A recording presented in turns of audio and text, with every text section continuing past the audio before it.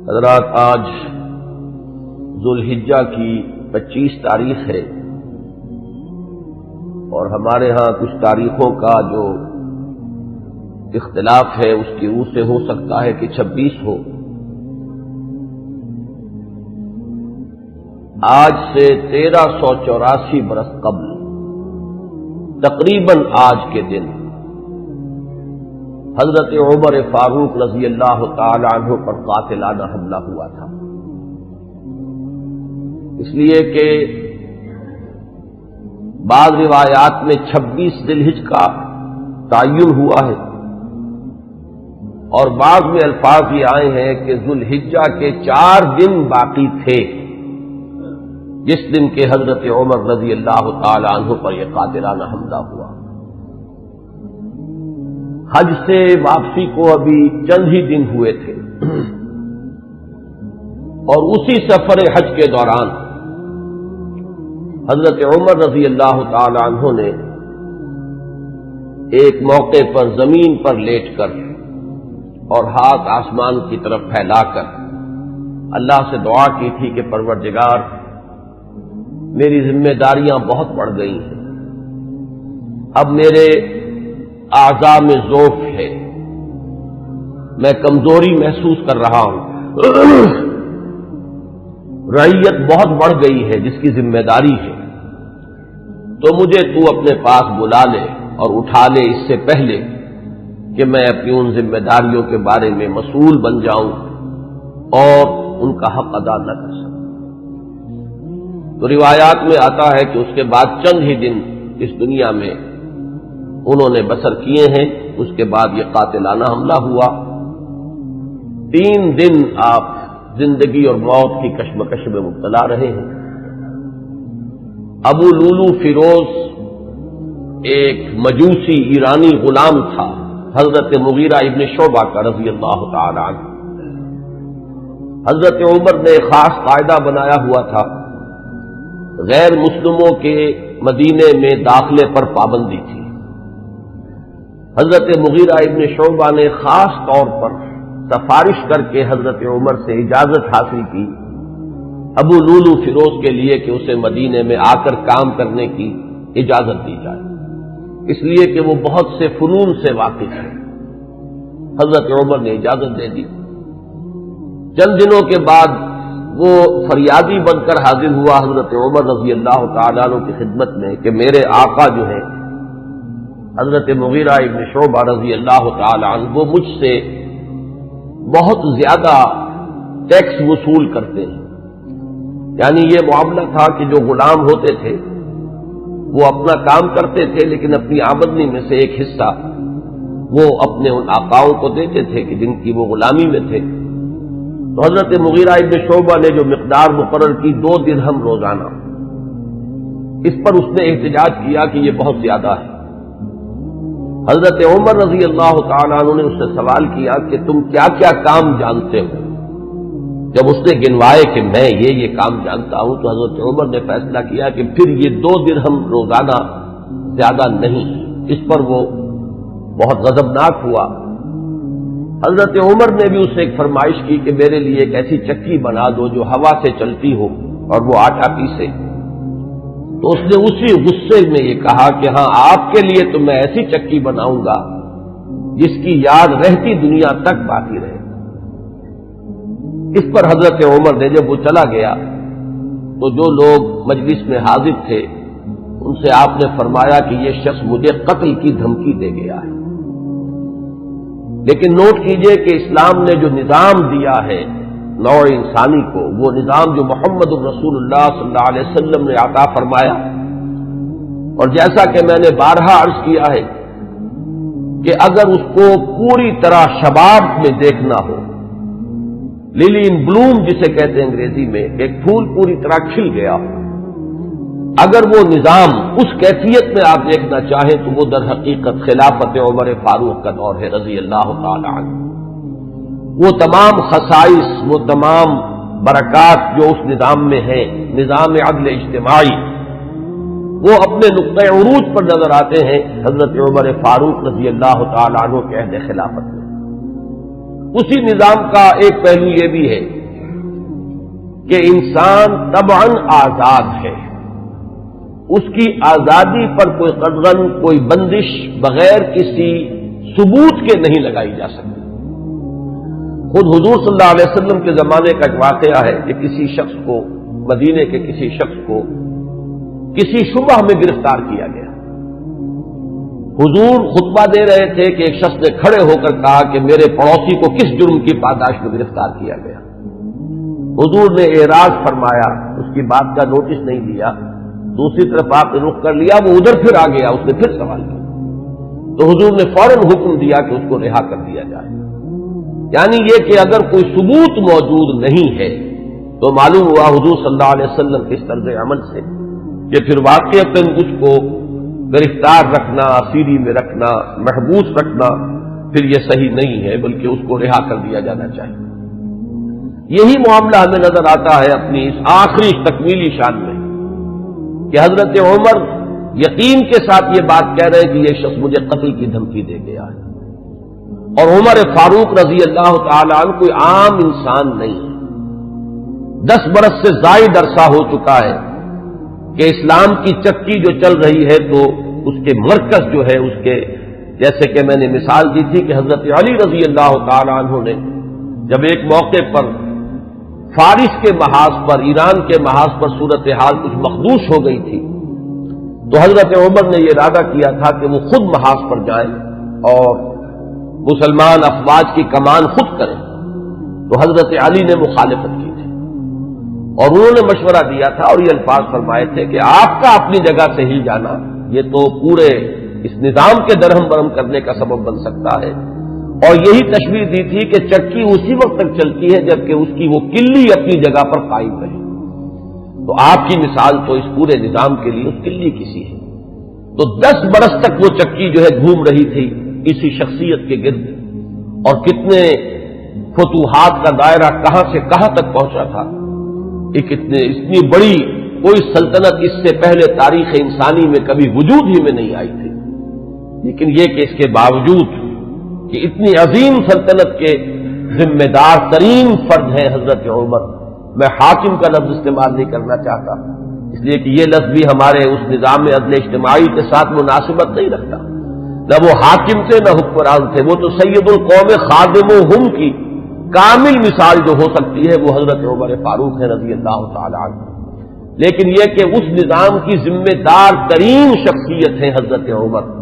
لیکن انہوں نے اپنے حفاظت کا کوئی اہتمام نہیں کیا، کوئی باڈی گارڈ کا انتظام نہیں کیا، دوسری طرف یہ کہ اس شخص کو قید نہیں کیا، اسے مدینے سے شہر بدر نہیں کیا، بلکہ یہ کہ چونکہ یقین ہے اس بات پر کہ زندگی اور موت اللہ کے ہاتھ میں ہے، لہذا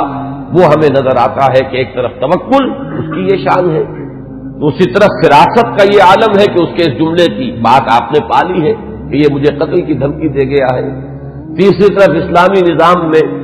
لوگوں کی آزادی کا جو عالم ہے وہ نمایاں ہو رہا ہے، ایک ایسے شخص کو جس کے بارے میں شک ہے اس کو گرفتار نہیں کیا جا رہا، اس کے خلاف کوئی تعلیمی کارروائی نہیں ہو رہی۔ بہرحال اس شخص نے چند ہی دن کے بعد فجر کی نماز جب حضرت عمر فاروق ادا کرنے کے لیے آگے بڑھے ہیں اور آپ نے نیت باندھی، یہ شخص پہلی صف میں موجود تھا اور اس کا خنجر جو ہے 2 دھاری خنجر، دونوں طرف اس کے جو ہے وہ دھار تھی، اس کو اس نے حضرت عمر رضی اللہ تعالی عنہ پر جو وار کیے تو 6 وار حضرت عمر پر اس نے پے بپے کیے، حضرت عمر گر گئے رضی اللہ تعالی عنہ۔ حضرت عبد الرحمن ابن عوف نے مختصر ترین صورتوں کے ساتھ پھر وہ نماز فجر ادا کروائی۔ نماز کا یہ عالم ہے کہ یہ نہیں ہوا کہ وہ درہم برہم ہو گیا ہو نظام، لیکن یہ کہ چونکہ جیسے کہ میں ابھی یہ لفظ استعمال کر رہا تھا کہ اس وقت جو وہ نظام مملکت تھا یا نظام حکومت تھا اس میں مرکزی حیثیت حضرت عمر فاروق کی تھی رضی اللہ تعالی عنہ، اسی طرح اسلام کے نظام میں یہ اقامت صلاۃ ہے کہ اس کی وہی اہمیت ہے کہ اگرچہ حضرت عمر فاروق زخمی ہو گئے، گر گئے، لیکن جماعت کا نظام تو درہم برہم نہیں ہوا ہے، نماز ادا کی گئی ہے 2 رکعتیں جو ہیں مختصر ترین قرات کے ساتھ، پھر لوگوں نے اس کو پکڑنے کی کوشش کی ہے تو اس نے مزید وار کر کے 13 افراد کو اور زخمی کیا۔ ایک شخص جب اس طریقے سے بکھرا ہوا ہو اور دوسرے لوگ تیار نہ ہو تو صورتحال سمجھ میں آتی ہے۔ ان میں سے 6 حضرات جو ہے وہ شہید ہو گئے۔ معاملہ صرف حضرت عمر کا نہیں، پکڑنے کی جب کوششیں ہر طرح سے ناکام ہو گئی تو کسی عراقی شخص کے بارے میں آتا ہے کہ اس نے کوئی کپڑا کمبل وغیرہ اس کے اوپر ڈالا ہے، تب وہ قابو میں آیا ہے، لیکن پھر اس نے فوراً خودکشی کر لی۔ حضرت عمر رضی اللہ تعالیٰ عنہ نے سوال کیا، جیسے ہی آپ اس قابل ہوئے کہ سوال کر سکیں کہ میرا قاتل کون ہے، جب بتایا گیا کہ وہی ابو لولو فیروز ہے تو آپ نے اللہ کا شکر ادا کیا کہ اللہ کا شکر ہے کہ میرا قاتل کوئی مسلمان نہیں ہے، یعنی جو بات کے 12-13 برس بعد ہونے والی تھی۔ حضرت عثمان رضی اللہ تعالیٰ عنہ کے قاتلین وہ جو بھی آپ انہیں کہیں نام نہاد مسلمان تھے، کلمہ گو تھے، وہ محمد الرسول اللہ صلی اللہ علیہ وسلم کا کلمہ پڑھنے والے تھے، کلمہ شہادت کو انہوں نے اپنے لیے ڈھال بنایا تھا۔ اس سے جو فتنہ شروع ہوا ہے جس کو میں اس سے پہلے بیان کر چکا ہوں کہ الفتنۃ الکبریٰ، سب سے بڑا فتنہ جو ہے وہ حضرت عثمان رضی اللہ تعالیٰ عنہ کی شہادت سے شروع ہوا ہے۔ اس سے پہلے یہ معاملہ اگرچہ حادثۃ الکبریٰ تو اسے آپ کہہ سکتے ہیں، بہت بڑا حادثہ ہے، لیکن یہ ہے کہ اس سے کسی فتنے کا آغاز نہیں ہوا، بلکہ یہ کہ اس کے بعد بھی وہ چکی اسی طرح چلتی رہی۔ کم و بیش 10 برس ہے حضرت عثمان رضی اللہ تعالیٰ عنہ کے عہد خلافت کے کہ وہ بھی اسی شان کے حامل ہے، وہی یکجہتی ہے، وہی امن و امان ہے، اسی طرح فتوحات کا سلسلہ جاری ہے۔ انقلاب محمدی علی صاحب الصلاۃ والسلام کا سیلاب جو ہے وہ بڑھ رہا ہے اسی شان سے، جو میں نے بارہا آپ کو سنایا ہے اقبال کا یہ مصرع کہ تھمتا نہ تھا کسی سے سیل رواں ہمارا، تو کم و بیش 10 برس اس کے بعد بھی یہ کیفیت جاری رہی ہے، تو اس سے کسی بڑے فتنے کا آغاز نہیں ہوا۔ حضرت عمر رضی اللہ تعالیٰ عنہ پر یہ قاتلانہ حملہ ہوا ہے 26 یا یہ کہ 25، 26، 27 ان میں سے کوئی تاریخ ہوگی، 4 دن بقایا تھے۔ اب اگر 30 کا مہینہ ہو تو اس کی تاریخ اور بن جائے گی، 29 کا ہو تو کچھ بدل جائے گی، تقریباً وہ آج کا دن ہی پڑتا ہے، اور یہ ہے سن 23 ہجری۔ انتقال ہوا ہے تو پھر تدفین جو ہوئی، حضرت صہیب رومی رضی اللہ تعالی عنہ کے بارے میں وصیت تھی کہ وہ میری نماز جنازہ ادا کریں، اس کی امامت کریں، تو یکم محرم الحرام سن 24 ہجری کو تدفین ہوئی ہے۔ تدفین کا یہ واقعہ بھی بڑا اہم ہے، اور آپ سب حضرات کے علم میں ہوگا کہ حضرت عمر نے اپنے صاحبزادے عبداللہ ابن عمر رضی اللہ تعالی عنہما کو بھیجا حضرت عائشہ کی خدمت میں کہ میری بڑی خواہش ہے کہ آپ کے حجرے میں میں دفن ہو جاؤں جہاں محمد الرسول اللہ صلی اللہ علیہ وسلم اور حضرت ابوبکر صدیق رضی اللہ تعالی عنہ مدفون تھے۔ حضرت عائشہ نے فرمایا، اور اس سے جو مقام ان کی نگاہ میں تھا حضرت عمر کا وہ بھی ظاہر ہوتا ہے کہ کس طرح انہوں نے اثار کیا ہے، کس قدر ان کے لیے یہ مرحلہ کٹھن ہوگا فیصلے کا کہ اس حجرے میں صرف ایک قبر کی جگہ اور تھی۔ حضرت عائشہ نے فرمایا ام المومنین رضی اللہ تعالی عنہا کہ یہ جگہ میں نے اپنے لیے مخصوص کی ہوئی تھی، میں چاہتی تھی کہ میں خود یہاں دفن ہوں، اور اس میں کوئی حرج نہیں تھا، اس لیے کہ حضور دفن تھے وہاں، وہ آپ کے شوہر تھے، حضرت ابوبکر دفن تھے، وہ ان کے والد تھے، لیکن میں عمر کو اپنی ذات پر ترجیح دیتی ہوں، لہذا میں اجازت دیتی ہوں کہ حضرت عمر کو وہاں دفن کر دیا جائے۔ جب حضرت عمر کے پاس واپس آئے حضرت عبداللہ ابن عمر، اور آپ نے پوچھا ہے کہ کیا جواب لائے، اور جواب دیا گیا کہ اجازت ہو گئی ہے، تو فرمایا کہ یہ آخری آرزو تھی زندگی کی، اللہ کا شکر ہے کہ وہ پوری ہو گئی۔ یہ جو حادثہ فاجعہ ہے، جہاں تک اس کے تاریخی پس منظر کا تعلق ہے وہ میں نے بارہا بیان کیا ہے، اور وہ در حقیقت سمجھ میں آتا ہے فلسفہ انقلاب کی روشنی میں۔ اگر فلسفہ انقلاب سامنے ہو تو یہ تمام واقعات جو ہے آئسولیٹڈ ایونٹس کی حیثیت سے پھر سامنے نہیں آتے، علیحدہ علیحدہ واقعات اور حوادث نہیں ہے، بلکہ یہ کہ ان کے مابین ایک ربط جو ہے وہ سامنے آ جاتا ہے۔ یہی فرق ہے تاریخ اور فلسفہ تاریخ میں۔ تاریخ اپنی جگہ ایک شعبہ علم ہے، اور فلسفہ تاریخ اپنی جگہ ایک مستقل فن ہے۔ تاریخ میں واقعات جو ہے وہ پیش نظر ہوتے ہیں، اور فلسفہ تاریخ جو ہے وہ ان واقعات کا پس منظر، ان کے اسباب و علل، ان کے عواقب و نتائج، پھر ان کے مابین ربط اور تعلق جو ہے وہ ان کو تلاش کرتا ہے۔ ظاہر بات ہے کہ اس دنیا میں جو حوادث رونما ہوتے ہیں، جو واقعات ہیں، کوئی نہ کوئی ان کے اسباب کا سلسلہ ہوتا ہے، کہ جیسے آپ کو معلوم ہے کہ فساد خون ہے تو پھوڑا کہیں ادھر نکل آیا، کہیں ادھر نکل آیا، کہیں ٹانگ پہ نکل آیا، کہیں بازو پر نکل آیا، تو وہ علیحدہ علیحدہ پھوڑے نظر آتے ہیں، لیکن یہ کہ ایک طبیب جانتا ہے کہ در حقیقت یہ ایک ہی مرض ہے جس کا کہ یہ ظہور ہو رہا ہے، سبب ایک ہے، یہ سلسلہ اندر جو ہے جڑا ہوا ہے۔ تو فلسفہ انقلاب کے حوالے سے جو باتیں میں بارہا عرض کر چکا ہوں، میرا اصل میں آج کا اصل موضوع وہ نہیں ہے۔ میں آج تو اذکار فاروقی رضی اللہ تعالی عنہ، حضرت عمر کی سیرت کے بعض پہلو اور ان کی عظمت کا کچھ بیان کرنا چاہتا ہوں، اور اس کے لیے بھی آج کی میری تقریر جو ہے بالکل مختلف ہوگی کہ میں باضابطہ یہ کتاب لے کر آیا ہوں تاریخ الخلفاء سیوطی کی رحمہ اللہ، اور اس سے میں کچھ احادیث، کچھ روایات پڑھ کر سنانا چاہتا ہوں، تاکہ صرف وہ ایک ہوائی قسم کی بات نہ ہو کہ جس کے بارے میں یہ گمان کیا جائے کہ یہ کسی خطیب کی خطابت ہے یا کوئی لفاظی ہے، بلکہ الفاظ سامنے آئیں جو محمد الرسول اللہ صلی اللہ علیہ وسلم نے فرمائے یا جو اور دوسرے صحابہ کرام نے حضرت عمر کی شان میں بیان کیے ہیں۔ تو میں باضابطہ آج وہ عبارتیں آپ کو پڑھ کر سناؤں گا، لیکن اس وقت میں چند منٹوں میں دوہرا دیتا ہوں کہ وہ فلسفہ انقلاب کے حوالے سے بات کیا ہے، کہ وہ اگر سامنے ہو تو یہ تمام واقعات جو ہے بالکل ایک سلسلے کی کڑیاں نظر آئیں گی۔ یہ میں نے بار عرض کیا ہے کہ انقلاب جو ہے اس کا خاصہ یہ ہے کہ پہلے وہ کسی ایک ملک میں آتا ہے اور ایک بڑی جان گسل ایک جد و جہد ہے اور بڑی طویل ایک جد و جہد ہے جس کے بعد انقلاب آتا ہے۔ اس لیے کہ انقلاب کے معنی چہروں یا ہاتھوں کا بدلنا نہیں ہے بلکہ نظام کا بدلنا ہے۔ نظام جب بدلتا ہے تو جو سابق نظام کے اندر جن لوگوں کے مفادات وابستہ ہوتے ہیں، جن کا ویسٹڈ انٹرسٹ ہوتا ہے، وہ کبھی یہ برداشت نہیں کرتے ایک طبقے کی حیثیت سے کہ ان کے مفادات پر کوئی زد پڑے۔ وہ اسٹیٹس کو چاہتے ہیں کہ جیسا ہے ویسا رہے، اس میں کوئی تبدیلی بنیادی طور پر اس نظام میں نہ آئے۔ یہ تو ہو جائے کوئی حرج نہیں کہ ایک چچا نہیں تو بھتیجا آ جائے، بھتیجا نہیں تو چچا آ جائے، ایک بھائی نہیں دوسرا بھائی برسر اقتدار آ جائے، ایک جاگیردار نہیں دوسرا جاگیردار آ جائے، بہرحال وہ اپنا ہی بھائی بند ہے، وہ جاگیرداروں کے مفادات ہی کو پیش نظر رکھے گا۔ ایک سرمایہ دار نہیں دوسرا سرمایہ دار آ جائے تو یہ تو ہو جائے کوئی حرج نہیں کہ گاؤں رفت اور خر آمد یا خر رفت و گاؤں آمد، اس میں کوئی حرج نہیں، لیکن کوئی بنیادی تبدیلی نہ ہو۔ انقلاب بنیادی طور پر نظام کو بدلتا ہے، لہذا بڑی زبردست جد و جہد اور کشمکش کے بعد یہ انقلاب دنیا میں آتا ہے۔ اس کے 6 مراحل میں نے بارہا بیان کیے۔ آخری چیز جو ہوتی ہے وہ یہ ہے کہ جب مخالف انقلاب قوتیں یہ دیکھتی ہیں کہ اب ہمارا بس نہیں چل رہا، یہ انقلاب تو اب جیسے آپ آج کل ایک الفاظ عوامی نعرے کے طور پر سنتے کہ آوے ہی آوے، کہ اب تو نظر آ رہا ہے کہ انقلاب تو آئے گا، اس کا کوئی راستہ روکنے والا نہیں ہے، تو آخری حربہ ان کا یہ ہوتا ہے کہ اس وقت وہ کونوں کھجروں میں دبک جاتے ہیں اور منتظر رہتے ہیں کہ پھر کبھی کوئی موقع آئے، کوئی بہت ہی مناسب موقع، کوئی اپارچن مومنٹ کہ اس پر پھر ہم ضربے کاری دوبارہ لگائیں۔ اس وقت دبک جاؤ،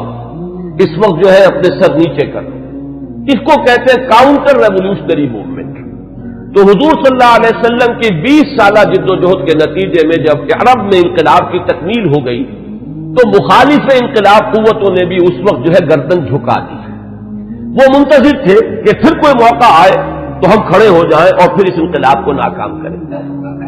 یہ در حقیقت ہوا ہے پھر سیرت خلافت ابوبکر صدیق رضی اللہ تعالیٰ عنہ کے زمانے میں۔ حضور کا انتقال ہوا،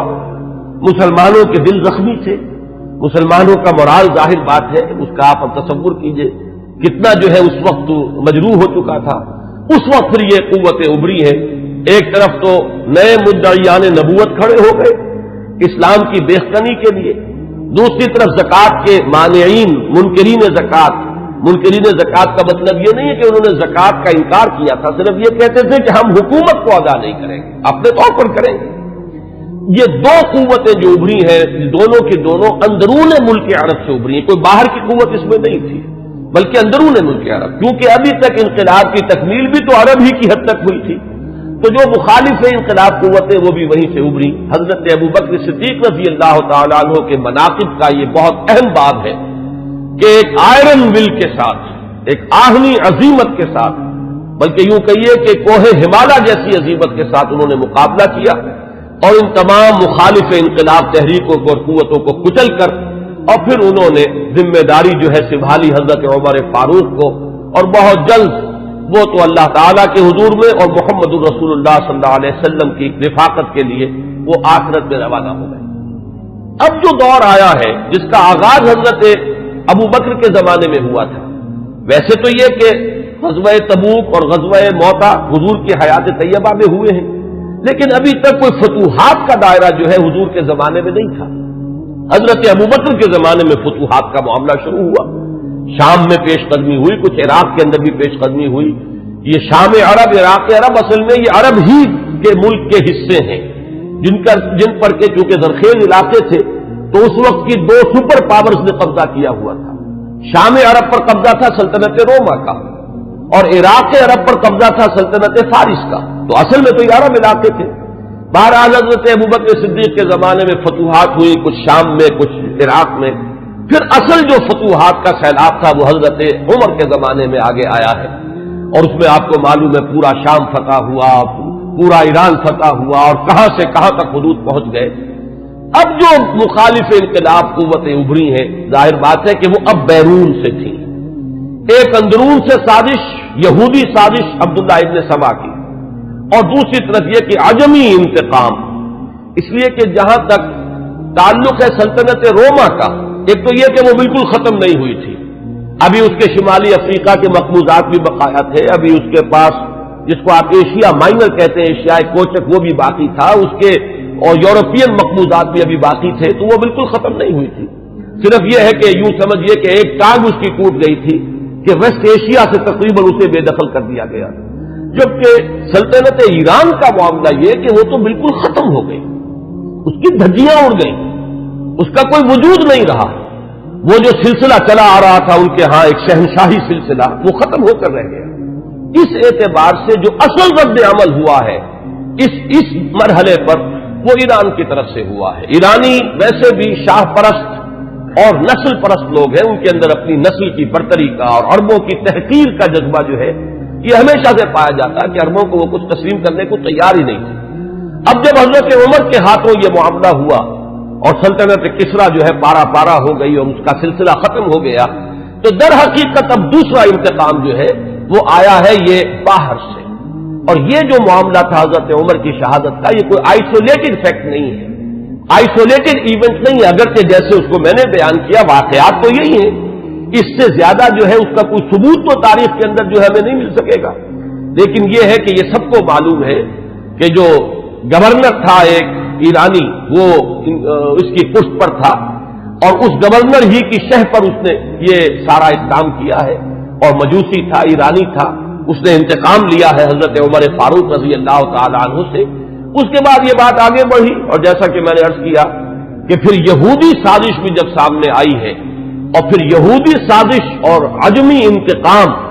یہ دونوں نے مل کر پھر وہ شکل اختیار کی ہے کہ جو الفتنۃ الکبریٰ، حضرت عثمان رضی اللہ تعالی عنہ کی شہادت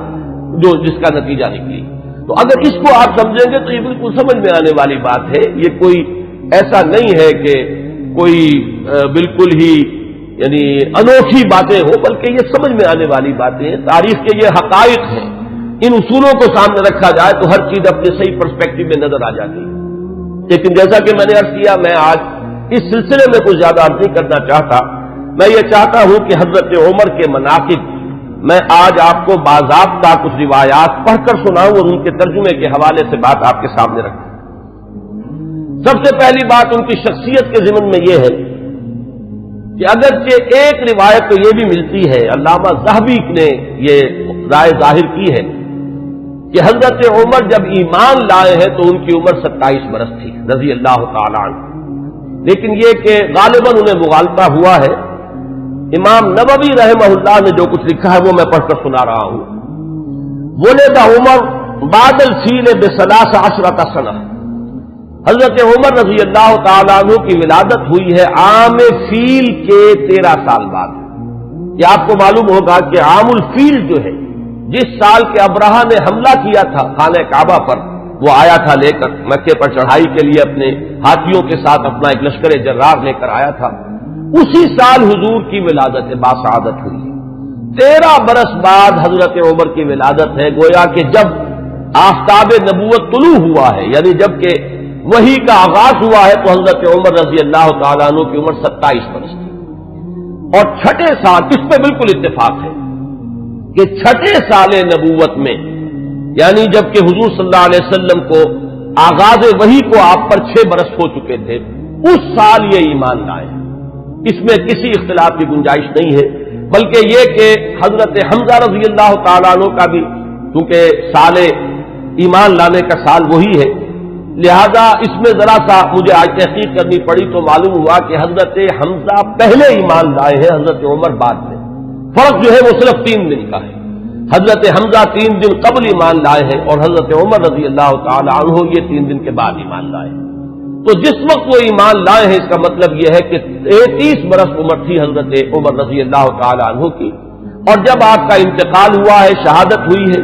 تو 63 برس عمر تھی، اور یہ وہی عمر ہے جس میں کہ حضور صلی اللہ علیہ وسلم کا انتقال ہوا اور حضرت ابوبکر کا انتقال ہوا۔ یعنی جو قرب اور اعتبارات سے ہے، صاحبین کو، شیخین کو، جو بھی آپ انہیں کہیں، حضرت ابوبکر حضرت عمر رضی اللہ تعالی عنہما، ان دونوں کی جو مشابہتیں حضور کے ساتھ ہیں وہ اس پہلو سے بھی ہیں کہ اس دنیاوی زندگی جو ہے اس کا کی وہی مقدار ہے، اتنے ہی عرصے حضور اس دنیا میں رہے ہیں، اس حیات دنیاوی میں، اور اتنے ہی عرصے حضرت ابوبکر اور حضرت عمر رضی اللہ تعالی عنہما۔ اس کے بعد چند الفاظ جو امام نبوی کے ہیں وہ میں آپ کو پڑھ کر سنا رہا ہوں۔ وَكَانَ مِنْ أَشْرَافِ قُرَيْشٍ، قریش کے انتہائی جو باعزت گھرانے ہیں ان میں سے ان کا تعلق ہے، یہ بنو عدی سے تعلق رکھتے تھے، اور 8ویں پشت میں حضور کے ساتھ سلسلہ نسب حضرت عمر فاروق رضی اللہ تعالی عنہ کا مل جاتا ہے۔ وَإِلَيْهِ كَانَتِ السِّفَارَةُ فِي الْجَاهِلِيَّةِ، اب ان کا جو مقام جاہلیت میں تھا،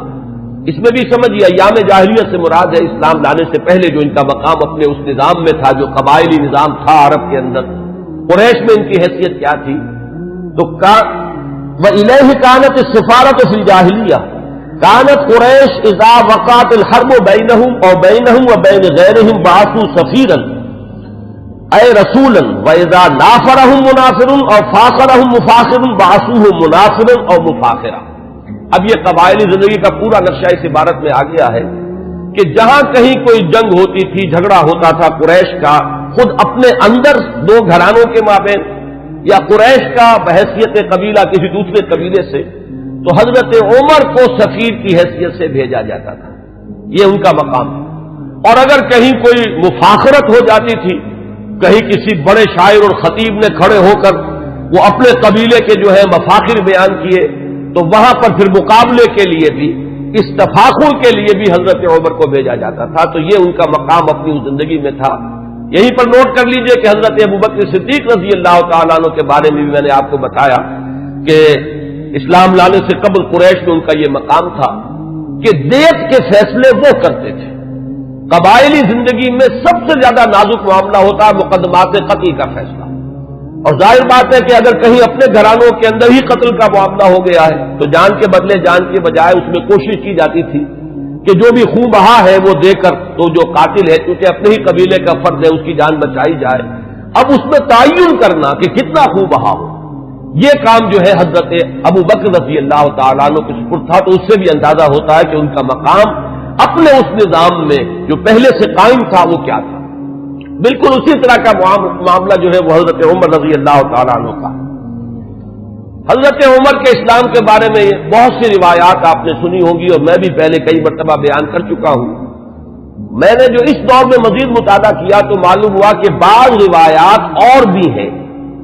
کہ جس سے یہ اندازہ ہوتا ہے کہ جو ان کی ہمشیرہ اور بہنوئی حضرت فاطمہ بنت خطاب اور حضرت سعید ابن زید رضی اللہ تعالی عنہما،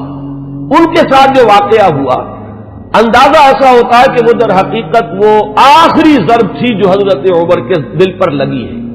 اس سے پہلے بھی بعض مواقع پر کچھ ایسے ان کے ساتھ واقعات پیش آ چکے تھے کہ جس سے ان کے دل کے اندر ایک کشمکش جو ہے وہ شروع ہو چکی تھی۔ مثلا بعض روایات میں آتا ہے کہ ایک مرتبہ حضور صلی اللہ علیہ وسلم جب آ رہے تھے خانہ کعبہ کی طرف تو حضرت عمر نے بھی پیچھا کیا، اور وہ مخالفانہ انداز میں پیچھا کیا، لیکن حضور پہلے پہنچ چکے تھے، آپ نے نماز کے لیے نیت باندھ لی تھی، تو اب حضرت عمر جو ہے خاموشی سے سنتے رہے قرآن مجید، اور اس کا ان کے دل پر ایک اثر ہوا۔ انہوں نے اپنے دل میں کہا کہ یہ شخص بہت بڑا شاعر ہے۔ واقعہ یہ کہ یہ کلام جو یہ پڑھ رہا ہے اس وقت یہ تو بہت ہی اعلیٰ کلام ہے، بہت اونچا کلام ہے۔ تو معلوم یہ ہوا کہ کہیں نہ کہیں وہ جو ہے بیج وہ پڑ رہا تھا۔ اسی طرح ایک رات کے وقت ایسا ہوا ہے کہ حضرت عمر کی کسی ہمشیرہ کو وہ ولادت کا مرحلہ درپیش تھا، تو کسی دائی وغیرہ کی تلاش کے لیے وہ نکلے ہیں رات کو۔ اس وقت انہوں نے دیکھا کہ حضور اور آپ کے ساتھ چند اور لوگ ہیں جو کھڑے ہیں اور نماز پڑھ رہے ہیں، تو خانہ کعبہ کے پردوں میں چھپ کر آپ نے پھر حضرت عمر نے اس وقت وہ سنا کہ یہ کیا پڑھ رہے ہیں، اور اس سے بھی ان کا کہنا یہ ہے کہ میرے دل کے اندر ایک کشمکش شروع ہو چکی تھی۔ یہ بات جو ہے نفسیاتی اعتبار سے سمجھ میں آتی ہے۔ بسا اوقات ایسا ہوتا ہے کہ ایک شخص کے اوپر ایک کسی حقیقت کا انکشاف ہو رہا ہے تدریجاً، لیکن ابھی وہ جو پچھلی عصبیتیں ہیں، اپنے آبائی عقائد یا اپنے آبائی دین کے ساتھ جو ایک جذباتی تعلق ہے، وہ ابھی اتنا مضبوط ہے کہ ریزسٹ کر رہا ہے، اندر ہی اندر وہ کشمکش جو ہے وہ جاری ہے۔ لیکن ان روایات سے یہ معلوم ہوتا ہے کہ وہ واحد واقعہ نہیں ہے جو اس وقت ہوا، بلکہ یہ کشمکش ہو رہی تھی۔ وہ آخری بات جو ہے جسے میں تشبیہ کہا کرتا ہوں کہ غبارے کو پھاڑنے والی چیز جو ہے وہ تو وہی واقعہ ہے کہ جو حضرت فاطمہ کے ساتھ یعنی ان کے ہمشیرہ کے ساتھ پیش آیا ہے، ان کے اور ان کے بہنوئی اور بہن کے مابین، کہ حضرت عمر تو نکلے تھے فیصلہ کر کے کہ بس اب تلوار ننگی لے کر کہ حضور کا میں خاتمہ کر کے گھر واپس آؤں گا اور جو ہونا ہے ہو لے، لیکن یہ کہ یہ جو کلکل ہو رہی ہے اور یہ جھگڑا جو قریش کے اندر ہو گیا ہے، گھر گھر جو ہے فساد ہے، باپ بیٹے سے جدا ہو رہا ہے، بھائی بھائی سے کٹ گیا ہے، بیوی شوہر سے علیحدہ ہو رہی ہے، تو یہ فساد ہم کب تک برداشت کریں گے؟ تو جو اس فساد کا سبب ہے اس کو ختم کر دیا جائے، پھر دیکھا جائے گا جو ہوگا۔ یہ جو میں کہہ رہا ہوں جو دیکھا جائے گا جو ہوگا، اس میں بھی جب تک قبائلی پس منظر سامنے نہ ہو یہ بات سمجھ میں نہیں آئے گی کہ جو چیز انہیں روک نہیں تھی حضور کے خلاف اقدام کرنے پر قریش کو، کفار قریش کو، وہ یہی بات تھی کہ حضور کا جو گھرانہ ہے بنی ہاشم وہ حضور کے پشت پر تھا، اور قبائلی زندگی میں یہ ہوتا ہے کہ اب عقیدہ جو ہے بہرحال بنو ہاشم کے فرد ہے اور خاندان کی حمایت حاصل ہے۔ اگر حضور کے خلاف کوئی اقدام کرتے تو بنو ہاشم ان کی مدافعت میں اور ان کے ساتھ جو ہے میدان میں آ جائیں گے۔ نتیجہ یہ نکلے گا کہ قریش کے دو گھرانے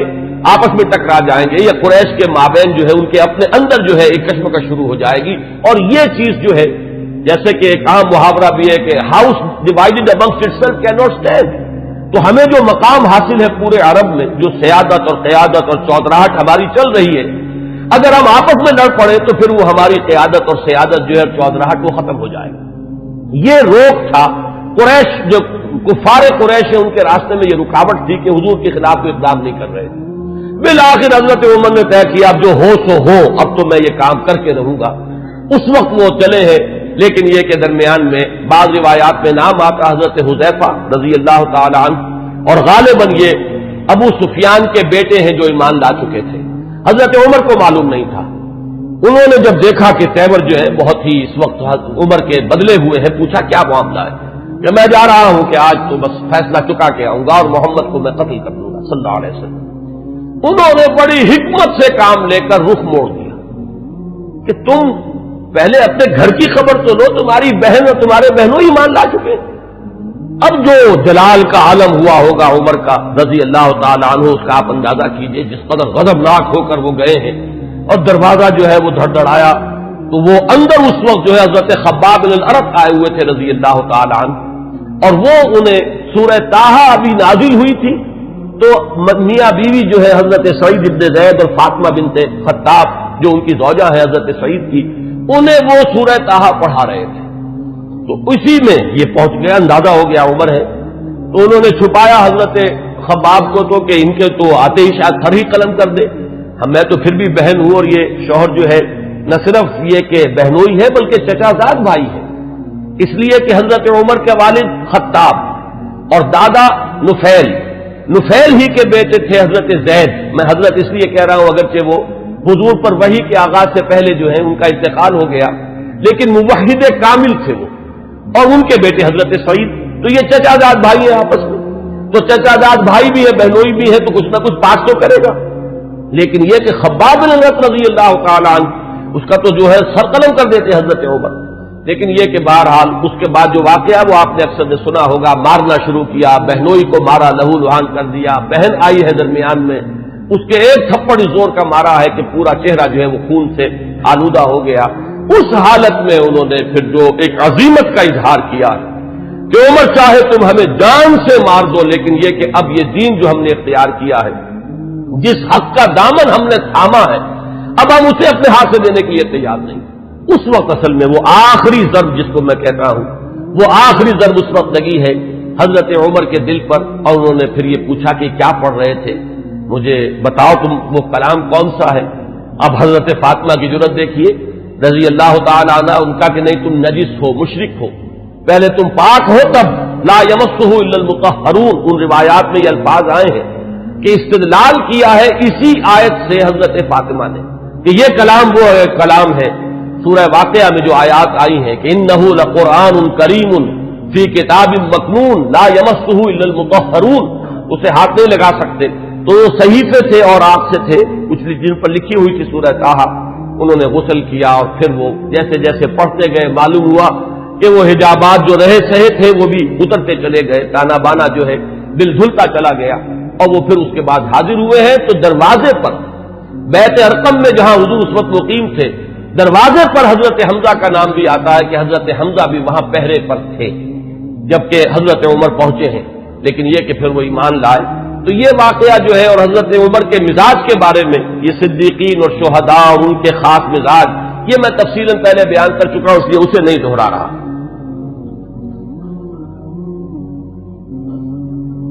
حضرت عمر کا جو مقام ہے صحابہ کرام میں، اس کے بارے میں علامہ سیوطی، بلکہ یہ کہ یہ علامہ نووی جو شارح ہیں مسلم شریف کے، ان کے الفاظ میں اب آپ کو سنا رہا ہوں۔ هو احد السابقین الاولین واحد العشرۃ المشہود لهم بالجنہ واحد الخلفاء الراشدین واحد اصحاب النبی علیہ الصلوۃ والسلام، اور آخری الفاظ اہم ترین ہیں واحد کبار علماء الصحابۃ والزہادہم۔ باقی چیزیں تو آپ کے علم میں ہیں، سابقون الاولون میں سے ہیں۔ اکثر کا اتفاق یہ ہے کہ حضرت عمر جس وقت ایمان لائے ہیں تو لگ بھگ 40 افراد اس وقت تک ایمان لا چکے تھے، لیکن بہرحال یہ سابقون الاولین میں ان کا شمار ہے۔ پھر یہ کہ 10 جن کے بارے میں کہ حضور نے صراحت کے ساتھ جنت کی بشارت دی ہے اس دنیا ہی میں، جنہیں ہم کہتے ہیں عشرہ مبشرہ، ان میں سے ایک ہے۔ پھر خلفائے راشدین میں ان کا شمار ہے بالاتفاق۔ اب اہل تشیع کا معاملہ میں اسے خارج کر رہا ہوں، لیکن یہ کہ اہل سنت کے نزدیک۔ پھر یہ کہ حضور صلی اللہ علیہ وسلم کے ساتھ جو رشتہ ہے، حضرت حفصہ رضی اللہ تعالی عنہ ام المومنین، یہ ان کی ساتھزادی ہیں۔ آخری الفاظ ان کی طرف میں نے توجہ دلائی، وہ کیا ہے کہ احد کبار علماء صحابۃ والزہادہم، دونوں اعتبارات سے کہ وہ صحابہ کرام میں جو مختلف اوصاف کے اعتبار سے تقسیم کی جاتی ہے، مثلا بعض فقہائے صحابہ، علماء صحابہ، وہ صحابہ کے جن کو علم سے، تفقہ سے، قرآن اور سنت کے گہرے فہم سے خصوصی مناسبت تھی، تو حضرت عمر رضی اللہ تعالی عنہ کا شمار بھی انہی میں سے۔ اور زہادہم، سب سے زیادہ جو زاہد، زہد میں جن کا کہ یوں سمجھیے کہ آخری درجہ ہے، انتہائی سادگی سے زندگی بسر کرنا اور پیون لگے ہوئے کپڑے پہننا، حضور صلی اللہ علیہ وسلم کا نقشہ جو ہے جو مدنی زندگی میں ہمیں نظر آتا ہے، ابتدائی مکی دور جو ہے اس میں تو حضور صلی اللہ علیہ وسلم کے لیے خاصی آسائشیں تھی اللہ تعالیٰ نے جو پیدا کر دی تھی، اس لیے کہ حضرت خدیجہ رضی اللہ تعالیٰ عنہ سے شادی کے بعد سہولتیں تھیں، اس لیے کہ وہ بہت دولت مند مالدار خاتون تھی۔ لیکن مدنی دور میں جو اصل آپ کے یوں سمجھیے کہ دنیاوی، اگر اسے لفظ اقتدار سے ہم موسوم کریں تو دنیاوی اقتدار کا دور جو ہے آپ کا، وہ تو مدنی دور ہے اگر دنیا کے اعتبار سے اصطلاح کا استعمال کیا جائے، اگرچہ حضور صلی اللہ علیہ وسلم کے لیے لفظ مجھے موضوع معلوم نہیں ہوتا، لیکن اس وقت جو آپ نے فقر اختیاری جو ہے، جو اس کا ہمیں سیرت مطہرہ کے اندر جو ہے مظاہرہ ملتا ہے کہ آپ نے اپنے اختیار سے فقر اور درویشی کی زندگی اختیار کی، اس میں بتمام و کمال حضرت عمر فاروق اور حضرت ابوبکر صدیق رضی اللہ تعالی عنہما، یہ دونوں بھی بالکل عکس کامل نظر آتے ہیں حضور صلی اللہ علیہ وسلم کے اس صحبت کا۔ تو وہ صحابہ کرام میں سے علماء اور فقہاء میں بھی چوٹی کے جو ہے ان میں ان کا شمار ہے، حضرت علی ان میں ہے، حضرت عائشہ ان میں ہے، مختلف جو ہے یہ حضرات ہیں، ان میں حضرت عمر ہے۔ پھر زہاد میں بھی جو سب سے زیادہ فقراء صحابہ کا جو نقشہ تھا، حضرت عمر نے اپنے اختیار سے وہی نقشہ اپنی زندگی میں اختیار کیا۔ کل 539 آئے کہ ان سے جو اجلہ صحابہ ہیں، جلیل القدر صحابہ، حضرت عثمان نے ان سے روایت کی، حضرت علی نے ان سے روایت کی، حضرت طلحہ نے ان سے روایت کی، سعد بن ابی وقاص نے ان سے روایت کی، عبد الرحمن ابن عوف ان سے روایت کرنے والے ہیں، ابن مسعود، حضرت ابو ذر، عمرو ابن عبسہ اور ان کے بیٹے خود حضرت عمر کے صاحبزادے عبداللہ، ابن عباس، ابن زبیر، انس، ابو ہریرہ اور عمرو بن العاص، ابو موسیٰ اشعری، یہ صحابہ کرام ہیں جنہوں نے حضرت عمر سے روایت کی۔ بات سمجھ لیجئے کہ ظاہر بات ہے کہ حضور کی صحبت میں ہر وقت تمام صحابہ تو نہیں رہتے تھے۔ اب ایک وقت میں حضرت عمر ہے اور حضرت عمر نے حضور سے کوئی بات سنی ہے، باقی صحابہ اس وقت موجود نہیں ہے، تو صحابہ بھی ایک دوسرے سے روایت کرتے ہیں۔ یہ نہیں ہے کہ صحابی سے صرف تابعی روایت کرے گا، بلکہ صحابہ بھی کہ جو ایک دوسرے سے جو روایت کرتے ہیں کہ جو بات ان صحابی نے جو راوی ہیں حضور سے براہ راست سنی ہے، اور وہ صحابی کے جو اس محفل میں نہیں تھے، تو ظاہر بات ہے کہ وہ پھر روایت کریں گے ان صحابی سے کہ جو حضور کی محفل میں تھے، جنہوں نے وہ الفاظ حضور صلی اللہ علیہ وسلم کی زبان مبارک سے خود سنے۔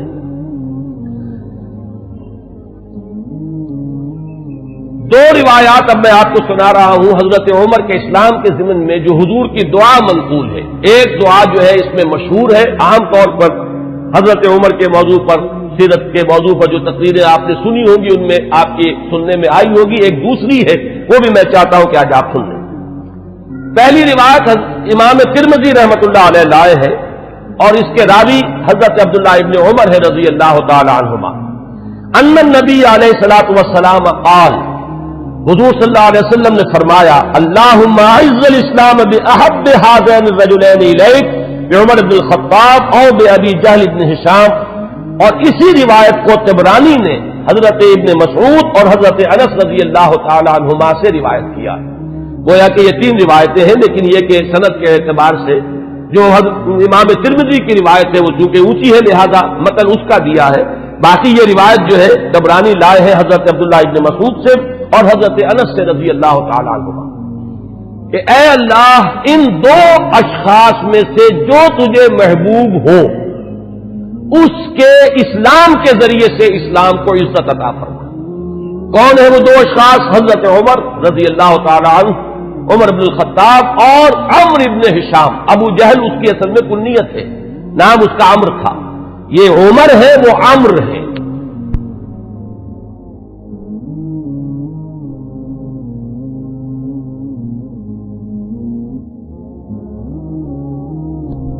عمرو بن العاص واو آئے گا اس میں، لیکن وہ عمرو نہیں ہے بلکہ عمرو ہے، عمرو بن العاص۔ یہ عمرو بن ہشام تھا۔ میں اس سے پہلے بیان کر چکا ہوں کہ حضور نے ان دونوں کو کیوں سامنے رکھا، یہ ذہن میں رکھیے، اس کو میں اس وقت یہاں بیان نہیں کروں گا کہ شخصی اوصاف کے اعتبار سے شجاعت، بہادری، جس چیز کو تسلیم کر لے پھر اس کے لیے گردن کٹوانے کے لیے تیار ہو جانا۔ ایک وہ لوگ ہوتے ہیں جو حقیقت کو تسلیم بھی کر لیتے ہیں لیکن یہ کہ پھر بھی وہ آگے نہیں بڑھتے، پیچھے ہی رہتے، بچ بچ کر چلتے ہیں، اور وہ اپنا دامن جو ہے بچا کر جو ہے کسی چیز کا ساتھ بھی دیتے ہیں تو تحفظات کے ساتھ دیتے ہیں۔ ایک وہ لوگ ہوتے ہیں جو بات قبول کر لے پھر ہر کے بعد آباد، اب گردن بھی کٹوا دیں گے، جان دے دیں گے۔ ان اعتبارات سے مشابہت ہے حضرت عمر کی شخصیت میں اور ابو جہل کی شخصیت میں۔ اس نے بھی گردن کٹوا دی بالفعل اپنے اس دین باطل کے لیے، اور اس کی جو وہ کیفیت ہے وہ بارہا میرے بیان میں آپ سن چکے ہیں کہ جب گردن کاٹی جا رہی تھی تب بھی اس نے یہ کہا تھا کہ میری ذرا نیچے سے گردن کاٹنا، تاکہ جب اس کو اب تم رکھو چڑھاؤ کسی نیزے کے اوپر تو اونچی نظر آئے، معلوم ہو کسی سردار کی گردن۔ تو یہ مزاج حضرت عمر کا بھی اسلام لانے سے پہلے مزاج یہی تھا، پہلوان آدمی تھے، تو کاش کے میلوں میں شہزوری کا مظاہرہ کیا کرتے تھے، کشتیاں کیا کرتے تھے۔ اور یہ امتزاج جو حضرت علی رضی اللہ تعالی عنہ میں ہمیں نظر آتا ہے کہ وہ شجاع بھی تھے اور بہت بڑے عالم بھی تھے، یہی امتزاج حضرت عمر کی شخصیت میں، انتہائی شجاع، بہادر، میدان کے مرد، کشتیاں لڑنے والے، مقابلہ کرنے والے، اور پھر یہ کہ بہت بڑے ماہر انصاب، یہ بہت بڑا علم تھا اس وقت، بہت بڑے ناقد اور جو اشعار کے محاسن ہیں ان کو پرکھنے والے، اس کے بارے میں رائے دینے والے، اور فقہا میں تو پھر جو ان کا مقام ہے وہ آپ کو معلوم ہی ہے کہ یہ صلاحیتیں بھی تمام و کمال، کہ علمی اور ذہنی صلاحیتیں بھی، اور پھر عملی جو ہے معاملہ وہ تو ازل من الشمس ہے۔ تو اس اعتبار سے ابو جہل ایک پہلو سے مشابہ تھا اگر وہ بھی ایمان لے آتا. اور سورہ علق جو ہے قرآن مجید کے 30ویں پارے میں، جس میں شروع میں 5 آیتیں وہ ہے کہ جو تقریباً اجماع ہے کہ وہ اولین وہی ہے جو حضور پر ہوئی ہے، اس میں جس شخص کا ذکر ہے وہ یہی ابو جہل ہے کہ اگر یہ شخص ایمان لے آتا تو کیا ہوتا. ارأیت ان کذب وتولی الم یعلم بان اللہ یرا. یہ شخص جو ہے جو حضور صلی اللہ علیہ وسلم کی مخالفت میں قبر بستا ہے، اگر یہی شخص کہیں اسلام لے آتا تو واقعہ یہ کہ وہ عمر ثانی ہوتا، پھر حضرت عمر رضی اللہ تعالیٰ عنہ کے انداز کی اس کی شخصیت بھی ہوتی. تو یہ روایت جو ہے یہ تو بارہا آپ نے سنی ہوگی. اب ایک اور روایت میں آپ کو سنا رہا ہوں. اس کو امام حاکم نے حضرت عبداللہ ابن عباس رضی اللہ تعالیٰ عنہما سے روایت کیا ہے، اور اس کو امام طبرانی بھی لائے ہیں اپنی اوسط میں، تو وہ لائے ہیں حضرت ابو بکر سے روایت کر کے، اور اپنی کبیر جو ہے موجم الکبیر اس میں یہ حدیث ثوبان کی حیثیت سے آئی ہے. اس کے الفاظ سنیے. عن ابن عباس رضی اللہ تعالی عنہما ان النبی صلی اللہ علیہ وسلم قال اللہم اعز الاسلام بعمر بن الخطاب خاصتا. اس روایت میں ابو جہل کا نام نہیں ہے، بلکہ خاص طور پر گویا کہ حضرت عمر ہی کے لیے حضور صلی اللہ علیہ وسلم دعا فرمائی اور اللہ تعالیٰ نے قبول فرمائی. اسی لیے ہمارے ہاں علماء حضرت عمر کے لیے لفظ استعمال کیا کرتے مراد رسول، کہ جن کے لیے خاص طور پر حضور صلی اللہ علیہ وسلم نے دعا کی ہے اور اللہ تعالیٰ نے آپ کی دعا کو شرف قبول عطا فرمایا ہے اور حضرت عمر بن الخطاب کو ایمان کی توفیق عطا فرمائی.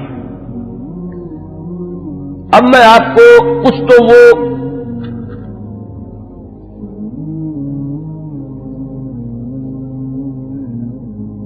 اس سے پہلے کہ میں حضور صلی اللہ علیہ وسلم نے جو مناقب بیان فرمائے ہیں حضرت عمر کے وہ بیان کروں، چند اقوال بعض صحابہ کے. اخرج ابن سعد عن ذکوان قال قلت لعائشہ من سمى عمر الفاروق قالت النبی صلی اللہ علیہ وسلم. یہ ابن سعد طبقات ابن سعد کی روایت ہے ذکوان سے. وہ کہتے ہیں کہ میں نے حضرت عائشہ ام المومنین عائشہ صدیقہ رضی اللہ تعالیٰ عنہ سے سوال کیا یہ لفظ فاروق حضرت عمر کے نام کا جز کیسے بن گیا، کس نے نام رکھا فاروق حضرت عمر کا؟ حضرت عائشہ نے فرمایا خود حضور نے صلی اللہ علیہ وسلم. اس کی وجہ کیا ہے اگلے اقوال میں وہ آ جائے گی کہ جب حضرت عمر ایمان لائے تو پہلا شخص جس نے اپنے ایمان کا برملا اعلان کیا ہے اور جا کے نماز پڑھی ہے خانہ کعبہ میں کھلم کھلا، وہ حضرت عمر ہے. گویا کہ انہوں نے حق و باطل کے مابین ایک حد فصل قائم کر دی، یا یوں کہیے کہ 2 ادوار ہیں مکی دور میں، ان 2 ادوار میں حد فاصل ہے، فرق کر دینے والے حضرت عمر ہیں. باقی بات صحابہ کے اقوال میں آپ کو اور سنا رہا ہوں تاکہ ان کی بھی آپ کے سامنے جو کنٹینٹ ہے واضح ہو جائے. واخرج ابن ماجہ والحاکم عن ابن عباس رضی اللہ عنہما. امام ابن ماجہ یہ تو آپ کو معلوم ہے کہ صحاح ستہ میں شامل ہے، اور امام حاکم نے روایت کیا ہے حضرت عبداللہ ابن عباس رضی اللہ تعالی عنہما سے قال، وہ فرماتے ہیں لما اسلم عمر رضی اللہ عنہ نزل جبرائیل فقال یا محمد صلی اللہ علیہ وسلم لقد استبشر اہل السماء باسلام عمر. جب حضرت عمر ایمان لائے تو حضرت عبداللہ ابن عباس فرماتے ہیں کہ حضرت جبرائیل حاضر ہوئے حضور کی خدمت میں صلی اللہ علیہ وسلم علیہ الصلوۃ والسلام، اور انہوں نے یہ فرمایا کہ اے نبی صلی اللہ علیہ وسلم آسمان والے بھی خوشیاں منا رہے ہیں عمر کے اسلام لانے سے. واخرج البخاری عن ابن مسعود رضی اللہ عنہ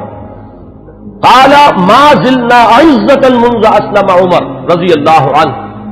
حضرت ابن مسعود رضی اللہ تعالیٰ عنہ سے روایت ہے، امام بخاری کی روایت ہے، یہ صحیح بخاری کی روایت. وہ فرماتے ہیں کہ جب ایمان لے آئے حضرت عمر تو پھر ہم پر کمزوری نہیں رہی، پھر ہم قوت والے ہو گئے، عزت والے ہو گئے. اب وہ بات نہیں رہی کہ ہم دبے دبے تھے، بلکہ ہماری بھی اب جو ہے ہمتیں بڑھ گئی. ابن سعد کی روایت ہے طبرانی اور ابن سعد کی اپنے ابن مسعود سے رضی اللہ تعالی عنہ، یہ ان کا قول ہے. کان اسلام عمر فتحا وکانت ہجرتہ نصرا وکانت امامتہ رحمتا وَلَقَدْ رَأَيْتُنَا وَمَا نَسْتَطِيعُ أَن نُّصَلِّيَ إِلَى الْبَيْتِ حَتَّى أَسْلَمَ عُمَرُ فَلَمَّا أَسْلَمَ عُمَرُ قَاتَلَهُمْ حَتَّى تَرَكُونَا فَصَلَّيْنَا. حضرت عبداللہ ابن مسعود جو ہے یہ مناقب میں بیان فرما رہے ہیں حضرت عمر کا اسلام لانا گویا کہ اسلام کی فتح تھی، ان کی ہجرت اسلام کی نصرت تھی، ان کی امامت اسلام کے حق میں رحمت تھی، اور ہم اپنے آپ کو دیکھتے تھے، یعنی ایمان لا چکے تھے لیکن ہم بیت اللہ میں نماز نہیں پڑھ سکتے تھے جب تک کہ عمر اسلام نہیں لے آئے۔ جب عمر اسلام لے آئے تو پھر انہوں نے مقابلہ کیا کفار کا، تو انہوں نے پھر ہم سے تعارض کرنا چھوڑ دیا، اب ہم نے بیت اللہ میں نمازیں پڑھنی شروع کر دی۔ یہی وہ لفظ ہے جس کی وجہ سے کہ حضرت عمر فاروق قرار پا رہے ہیں۔ واخرج ابن سعد والحاکم عن حذیفہ رضی اللہ عنہ لما اسلم عمر كان الاسلام كالرجل المقبل لا يزداد الا قربا فلما قتل عمر كان الاسلام كالرجل المدبر لا يزداد الا بعدا۔ یہ بہت ہی حکیمانہ قول ہے حضرت حذیفہ کا رضی اللہ تعالی عنہ، اور اسے امام حاکم نے اور ابن سعد نے دونوں نے روایت کیا ہے۔ یہ حضرت حذیفہ فرما رہے ہیں کہ جب حضرت عمر اسلام لے آئے تو اسلام ایک آنے والے شخص کے مانند ہو گیا کہ جو شخص آ رہا ہو وہ ہر لحظہ آپ سے قریب تر ہوتا چلا جا رہا ہے۔ گویا کہ یہ اسلام کی ترقی کا ایک اور اسلام کے اقبال کا یہ ایک کی علامت بنا ہے حضرت عمر کا اسلام لانا۔ ولما قتل عمر، اور جب عمر شہید کر دیے گئے رضی اللہ تعالی عنہ، کان الاسلام كالرجل المدبر، تو اب اسلام ایک جانے والے شخص کے مانند ہو گیا، لا يزداد الا بعدا، کہ جو جانے والا ہے وہ ہر قدم جو اٹھاتا ہے وہ ہم سے اور دور ہوتا چلا جاتا ہے۔ گویا کہ اسلام کی عزت کا جو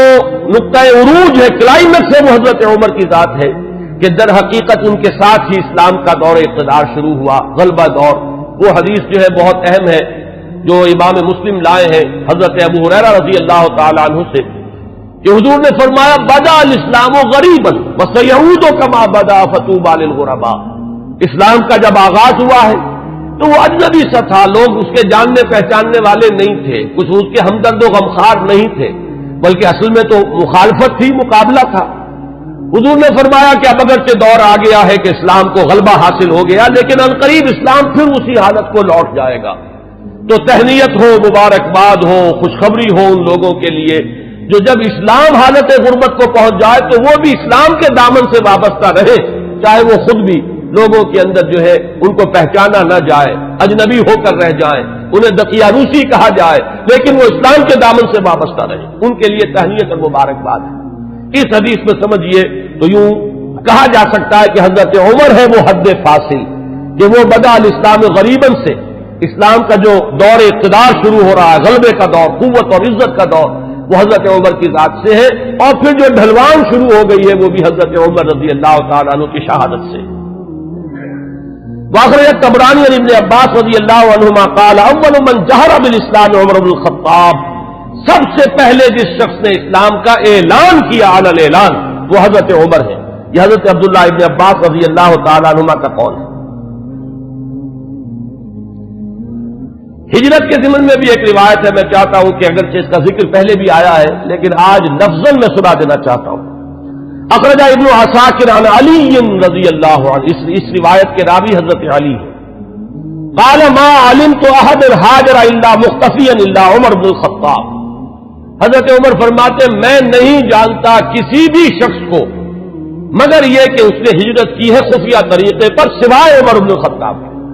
یعنی جو بھی ہجرت کے لیے نکلتا تھا خفیہ طریقے سے نکلتا تھا، لوگوں کو معلوم نہ ہو جائے، خام خواہ راستہ روکیں گے، کوئی تکلیف پہنچائیں گے، سوائے حضرت عمر کے۔ اب آپ اس حضرت علی رضی اللہ تعالیٰ عنہ کی زبان سے حضرت عمر کی جو ہجرت ہے اس کا پورا واقعہ سنیے۔ فإنه لما هم بالهجرة،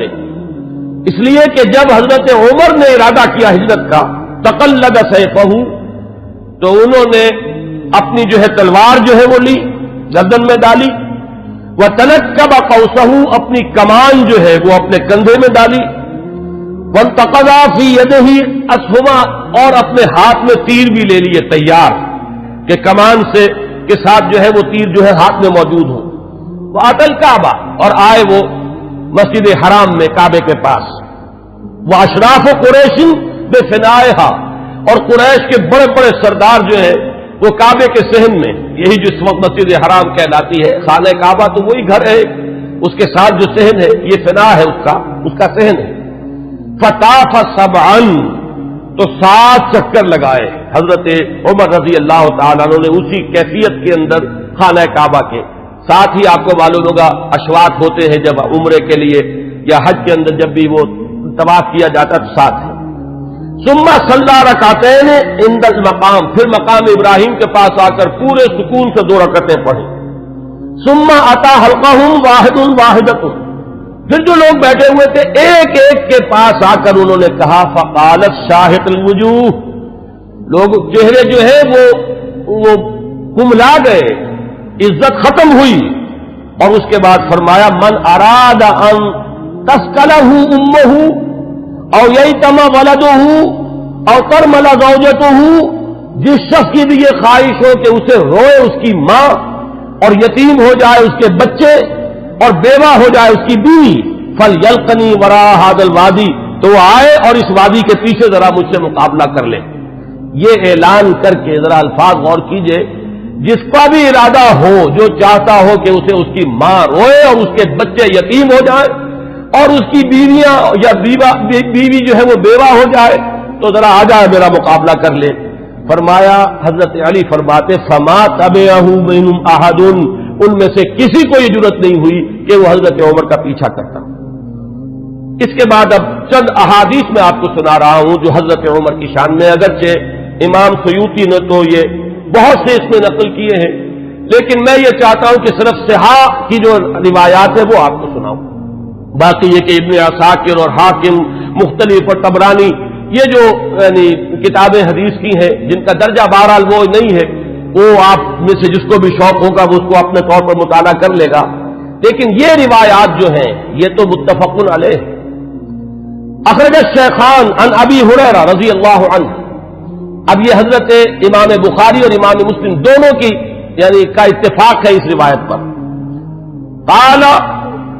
حضرت ابو ہریرہ فرماتے ہیں قال النبی علیہ الصلوۃ والسلام، حضور صلی اللہ علیہ وسلم نے فرمایا بین انا نائم،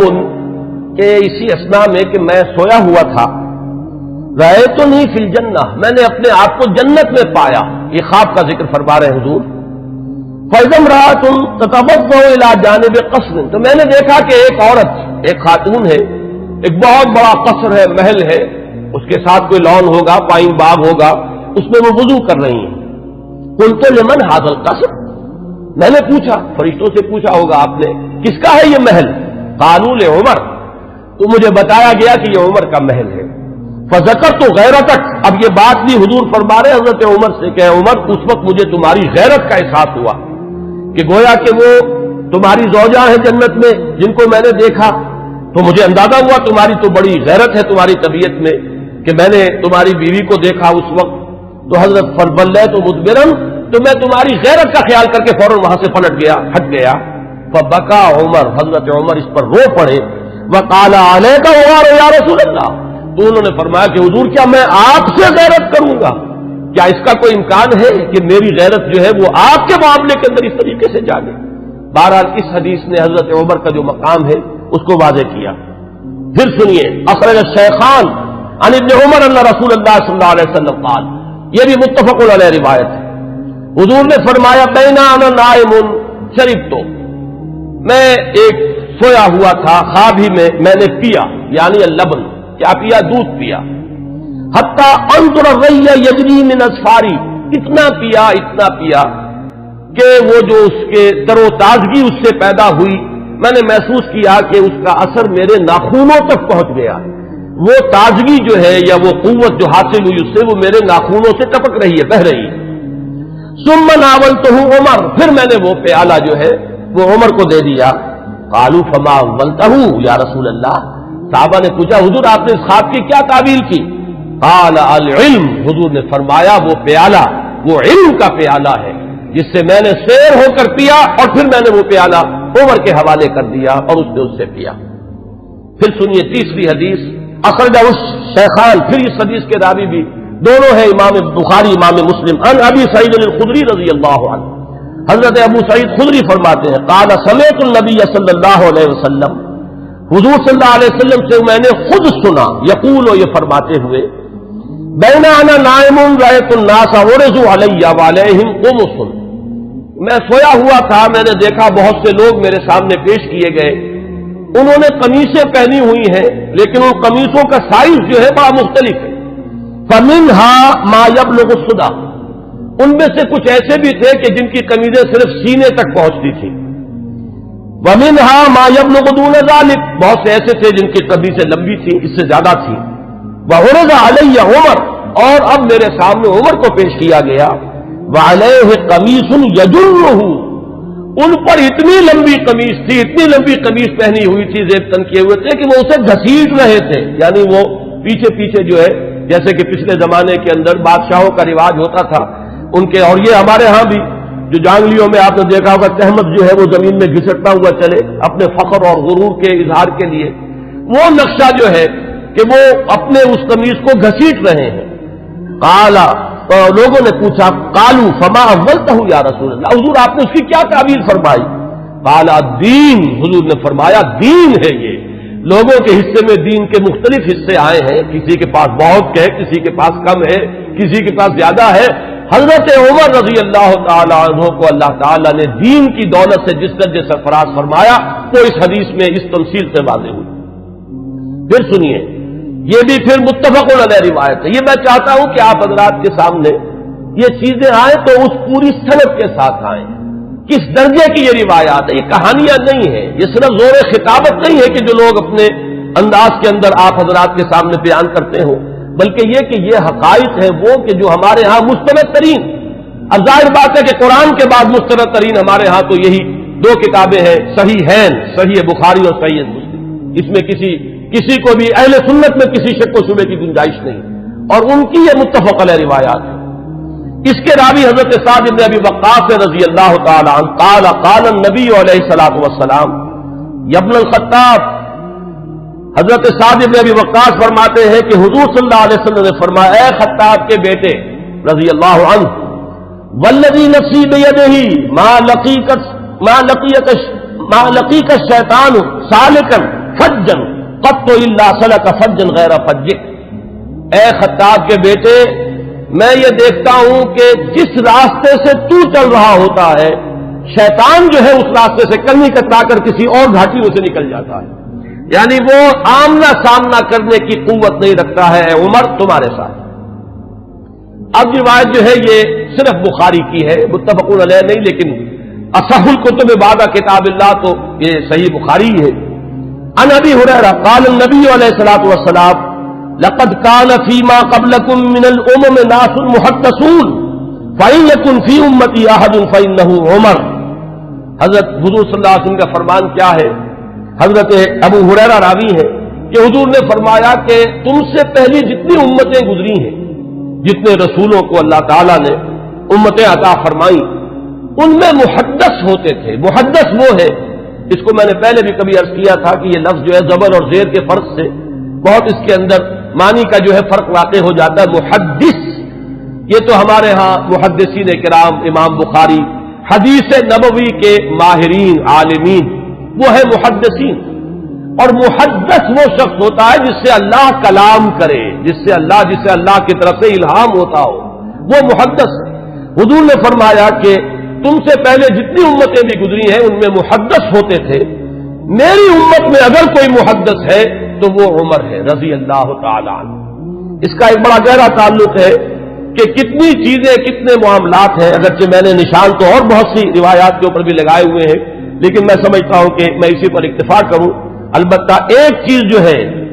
حضرت عمر رضی اللہ تعالیٰ عنہ کے مناقب میں جو اہم ترین ہے وہ میں چاہتا ہوں کہ ذرا چند منٹ اور لے کر آپ کے سامنے بیان کر دوں، اور وہ اسی سے کہ محدث اس شخص کو کہتے ہیں جس سے اللہ ہم کلام ہوتا ہو، جس پر الہام ہوتا ہو، جس کا ملائے اعلیٰ کے ساتھ اتنا گہرا روحانی تعلق ہو، جس کی ذہنی مناسبت ہو کہ جو بات جو ہے دین میں ابھی آئی نہیں ہے وہ بھی حضرت عمر رضی اللہ تعالیٰ عنہ کے مزاج کی مناسبت سے ان پر منکشف ہو جاتی تھی۔ چنانچہ آپ نے خطبوں میں، ہمارے ہاں اہل سنت کے خطبوں میں جب مختلف نام لیے جاتے ہیں خلفائے راشدین کے، تو ہر ایک کی شان میں کچھ الفاظ بارہا آپ نے سنے ہوں گے۔ چنانچہ حضرت ابوبکر کے بارے میں الفاظ آتے ہیں کہ تمام لوگوں میں انبیاء کے بعد بالاتفاق جو افضل ترین انسان ہے وہ حضرت ابوبکر ہے۔ حضرت عمر کے بارے میں الفاظ آتے ہیں الذی کان رأیہ موافقا بالوحی والکتاب، عمر بن الخطاب رضی اللہ عنہ۔ اس میں چونکہ کچھ قافیہ بھی ملانے کی جن حضرات نے بھی یہ خطبہ مرتب کیا ہے، تو عربی زبان میں چونکہ اس کی بھی ایک اہمیت ہے، صوتی آہنگ ہوتا ہے، تو کچھ قافیے بھی ملائے گئے ہیں۔ جامع آیات القرآن عثمان ابن عفان رضی اللہ تعالیٰ عنہ، اس طریقے سے تو حضرت عمر کے بارے میں یہ الفاظ آپ نے بہت سنے ہوں گے کہ الذی کان رأیہ موافقا بالوحی والکتاب، وہ شخص کے جس کی رائے وحی اور کتاب کے موافق تھی۔ میں نے ایک مرتبہ یہ عرض کیا تھا اور آج پھر جسارت کر رہا ہوں کہ غیر شعوری طور پر ان الفاظ نے حضرت عمر کا درجہ گھٹا دیا ہے، اس لیے کہ یہ شان تو ہر صحابی کی ہے، ہو ہی نہیں سکتا کہ وحی اور کتاب کے موافق ان کی رائے نہ ہو۔ جب وحی اور کتاب آ گئی تو اب کسی صحابی کی یہ شان ہے ہی نہیں، جیسے کہ قرآن مجید میں فرمایا گیا کہ ما کان لمؤمن ولا مؤمنۃ اذا قضى الله امرا ان يكون له الخيرة في امره، جب اللہ اور اس کے رسول کی طرف سے کوئی فیصلہ صادر کر دیا جائے پھر کسی مومن اور مومنہ کے لیے یہ ممکن ہی نہیں ہے کہ اس کے بعد بھی وہ کوئی اپنا اختیار سمجھے اور اپنی کوئی رائے علیحدہ رکھے۔